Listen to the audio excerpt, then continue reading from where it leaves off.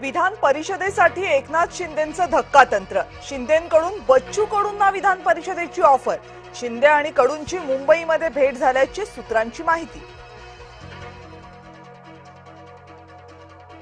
खासदार संजय राऊत शिवतीर्थावर. राज ठाकरे आणि संजय राऊत यांच्यात बैठक. राज ठाकरेंचे आभार मानण्यासाठी राऊत शिवतीर्थावर. सुप्रिया सुळेंची फडणवीसांसह केंद्र सरकारवर टीका. मुख्यमंत्र्यांवर दिल्लीतून दबाव असेल सुप्रिया सुळेंचं वक्तव्य.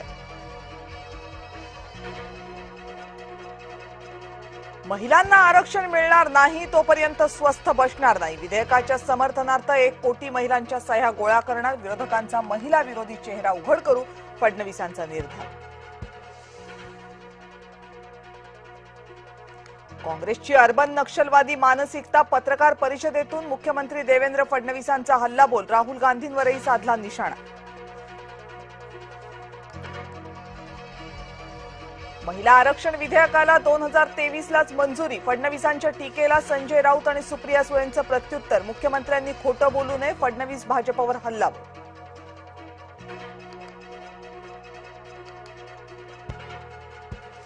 पोटनिवडणुकांसाठी मुख्यमंत्री फडणवीस प्रचाराच्या मैदानात. बारामती आणि राहुरीमध्ये आज आणि उद्या घेणार जाहीर सभा.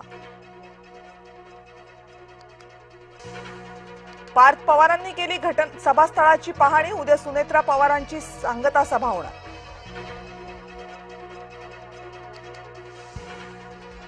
महिला आरक्षण विधेयकाच्या समर्थनार्थ महायुतीचा मोर्चा. मुंबईत मंगळवारी जनआक्रोश मोर्चाचं आयोजन. मुख्यमंत्र्यांसह महायुतीचे प्रमुख नेते राहणार उपस्थित.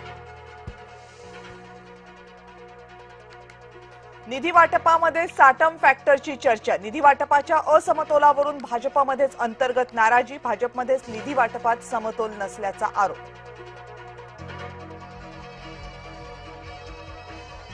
नागपूरमधील एनजीओमध्ये हिंदू तरुणीवर इस्लामी रूढी पाळण्यासाठी दबाव. एनजीओ संचालक रियाज काझीनं इस्लामी परंपरांसाठी दबाव आणल्याचा आरोप.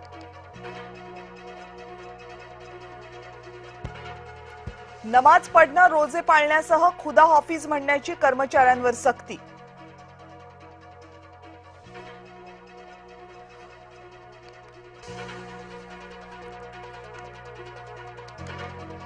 परतवाडा प्रकरणातील आरोपी अयानच्या लक्झरी लाईफस्टाईलचे व्हिडिओ समोर.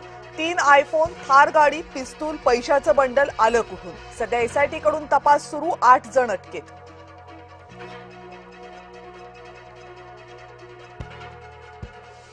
मुंबईकरांवर पाणी कपातीचं संकट. मुंबईच्या 7 धरणातील पाणीसाठा 32%.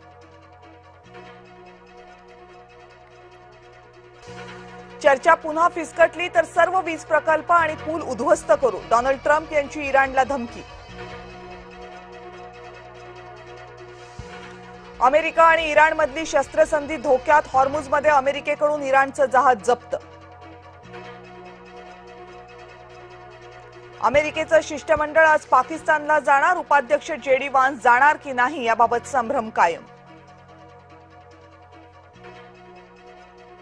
जम्मूमध्ये अपघातात 15 जणांचा मृत्यू. भरधाव बसचा टायर फुटला. चालकाचं नियंत्रण सुटलं. बस 200 फूट खोल दरीत कोसळली.